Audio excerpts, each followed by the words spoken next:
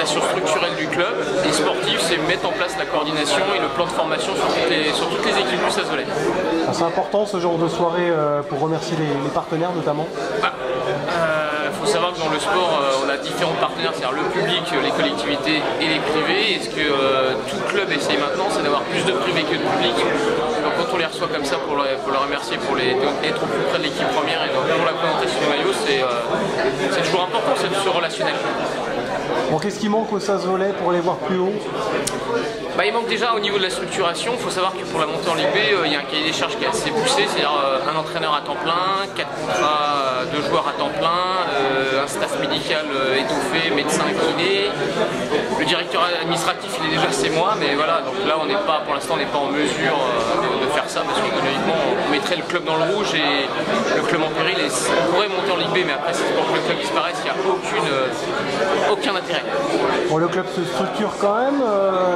Quel changement as-tu vu depuis que tu es en poste au SAS? Déjà, moi, ce que j'ai voulu mettre en place, c'est une culture club. C'est-à-dire que, comme ce qu'on a fait cet après-midi, on a fait un tournoi interne au club où on mélange toutes les équipes, c'est-à-dire de l'équipe première au petit poussin avec les parents pour qu'il y ait vraiment un relationnel entre toutes les équipes.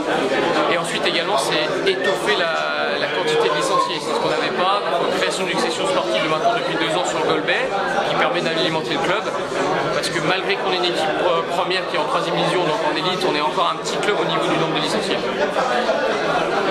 Bon, et naturellement, le public, il faut travailler également pour attirer ses spectateurs, avoir des animations. Est-ce que vous travaillez sur ce domaine? Parce qu'on a vu déjà l'espace partenaire pousser.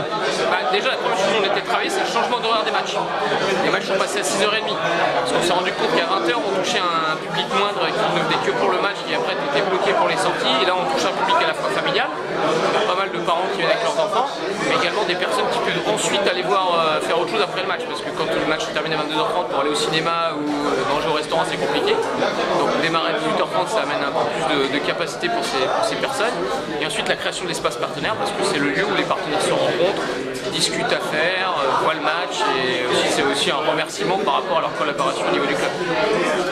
Donc pendant la mi-temps ou autre, est-ce qu'il faut dynamiser pour attirer davantage de monde? Je pense que l'étape supplémentaire, ce qui se fait souvent, c'est qu'on a les 10 minutes entre le 7, 2 et 3, c'est qu'à un moment donné, de proposer un spectacle aux spectateurs, on y viendra, il y a plusieurs étapes, on ne va pas les brûler trop vite, mais c'est d'amener du spectacle et pas simplement un match sportif. Le sport intense, c'est du spectacle et on doit aller dans ce sens-là. Un mot sur les résultats, depuis le début de la saison, ça se passe plutôt bien. Les 2 premières journées de victoire, une première brillante contre Marseille, 3-0, la deuxième un peu plus difficile contre Saint-Brieuc qui était un promu mais qui a pris l'équipe à la gorge, l'équipe s'est bien ressaisie, le temps mené 2-0, elle gagne 3-2, on est en 4 balles de match contre elle. Là on a une échéance importante mercredi 23, on reçoit Yac, une équipe de Ligue B en Coupe de France. On participe à la Coupe de France professionnelle avec la demi-finale qui est obtenue l'année dernière et donc on espère avoir du monde à Viviani pour que cette dynamique à la fois de la Coupe et du championnat continue. C'est un match de gala, le SAS va vraiment pouvoir se jauger face à une Ligue B. C'est toujours intéressant parce que si tu sors de la routine du championnat, même si c'est très très tôt dans la saison, et après oui, se juger par rapport à des équipes qu'on rencontrera plus tard, parce qu'après ce match de Coupe de France, on a un triptyque important, aller à Conflans, recevoir à Loin, aller à Amiens, qui sont 3 matchs importants, qui sont significatifs pour obtenir les playoffs. Est-ce que c'est difficile de rester concentré lorsqu'on sait que l'objectif du club ne sera pas de monter à l'issue de la saison? Après, quand les joueurs viennent, ils sont au courant de tout ça, ils savent que le club se structure, qu'on leur amène un bon niveau de jeu. Après, c'est sûr qu'ils peuvent jouer le titre, mais la montée ne sera pas là. Mais d'être un champion de France Elite, c'est toujours une ligne de plus au palmarès.